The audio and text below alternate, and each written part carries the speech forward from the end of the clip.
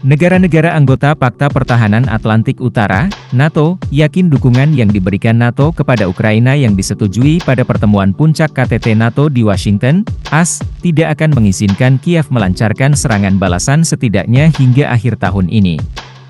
Kabar itu diungkap The New York Times hari Jumat, mengutip para pejabat NATO.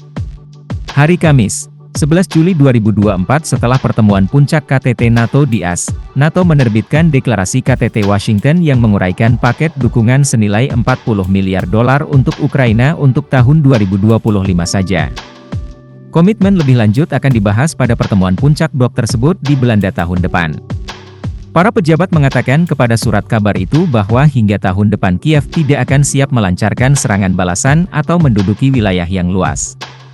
Mereka juga mengatakan bahwa persenjataan yang diberikan Barat ke Kiev diperkirakan akan memakan waktu berminggu-minggu bahkan berbulan-bulan untuk bisa dikirim sampai ke zona tempur. Sementara itu beberapa senjata yang dijanjikan NATO ke Ukraina belum dibeli atau diproduksi.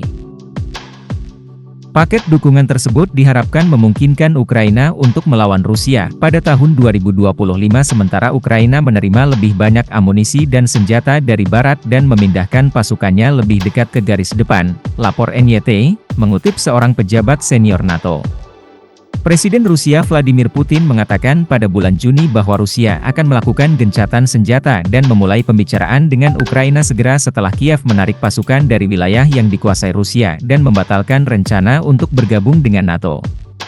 Pemimpin Ukraina Volodymyr Zelensky menolak usulan tersebut dan menyebutnya sebagai ultimatum. Negara-negara Barat telah memberikan bantuan militer dan keuangan dalam jumlah besar ke Kiev sejak dimulainya operasi militer Rusia di Ukraina pada Februari 2022.